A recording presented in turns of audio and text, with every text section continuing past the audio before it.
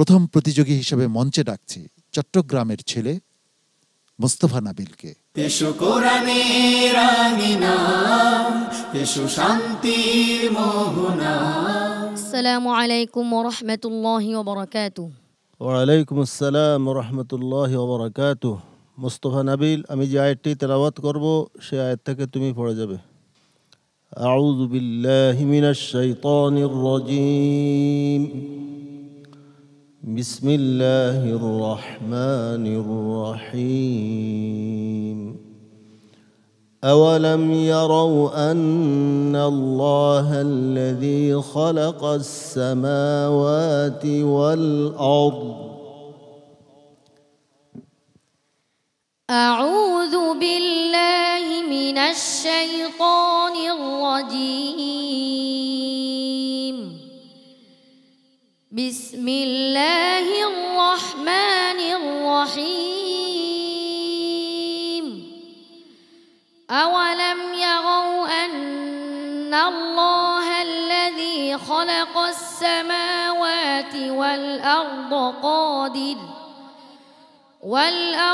قادر على أن يخلق مثلهم وجعل لهم أجلا لا ريب فيه فأبى الظالمون إلا كفورا. قل لو أنتم تملكون خزائن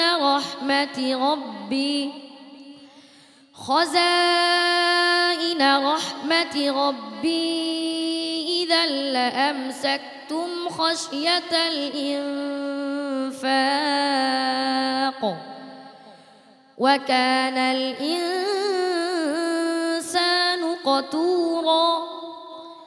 ولقد آتينا موسى 9 آيات بينات فاسأل بني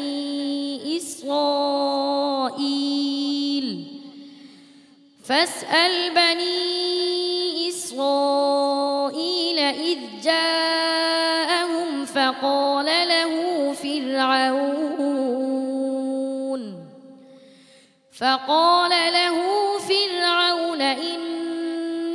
لأظنك يا موسى مسحورا. فقال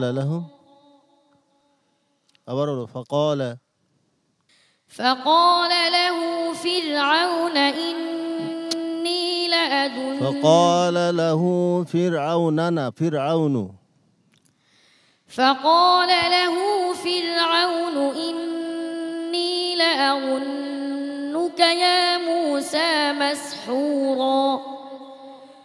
قال لقد علمت ما أنزل هؤلاء إلا رب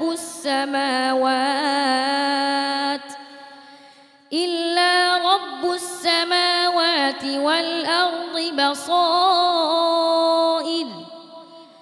وإني لأظنك يا فرعون مذبورا. وإني لأظنك يا فرعون مذبورا. মাজবুরা কি? মাজবুরা এটা কি বলতেছো তুমি?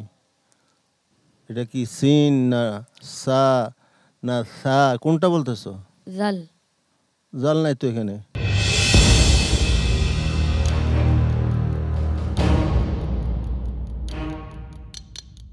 সা হবে مسبورا. فقال له فرعون إني لأظنك يا فرعون مذبورا. আবার মাস বলছে مسبورا সা. فقال له فرعون إني لأظنك يا فرعون مثبورا. حسبك. صدق الله العظيم وصدق رسوله النبي الكريم. ওস্তাদজি, মোস্তফা নাবিলের আজকের পারফরমেন্স নিয়ে আপনার অভিমত শুনতে চাচ্ছি। কোরআনের মুজিজা এটাই এই সন্দেহের অবকাশ, মানে যেখানে হবে না সেখানে হয়ে যায় কিছু একটা, সেটাই আল্লাহর কোরআনের মুজিজা। ইনশাআল্লাহ তুমি আরো ভালোভাবে ইয়াদ করো, সামনে এগিয়ে যাও ইনশাআল্লাহ, দেখা যাক আল্লাহ পাক কি করে। হাফেজ মাওলানা আবু ইউসুফ। ধন্যবাদ। মুস্তফা নাবিল শক্ত একজন প্রতিযোগী, ভালো তেলাওয়াত করেছো বাবা। ভুল যাওয়া, লোকবা যাওয়া এটা তোমার দুর্বলতা নয়, হ্যাঁ, এটা আমাদের ওস্তাদ যে বলেছে কিসমত, সেটাই তোমার মেনে নিতে হবে। ঠিক আছে নাবিল, ভালো তেলাওয়াত করো, আরো খেয়াল করে তেলাওয়াত করবে, ঠিক আছে? জি। জি। সম্মানিত অতিথি জহিরুল আবেদিন। আমি সত্যিই খুব আনন্দিত, আমার হুবার পরিবার আনন্দিত, এত সুন্দর এত চমৎকার একটা কোরআনের প্রতিযোগিতা অংশগ্রহণ করতে পেরেছি বলে আমি নিজেকে অনেক অনেক সৌভাগ্যবান মনে করছি। তোমার জন্য অনেক অনেক শুভকামনা। আল্লাহ রাব্বুল আলামিন তোমাকে সফল করুন। আসসালামু আলাইকুম ওয়া রাহমাতুল্লাহি ওয়া বারাকাতুহু। এ পথে আমাদের আহ্বান, জীবনকে করো মহিয়ান।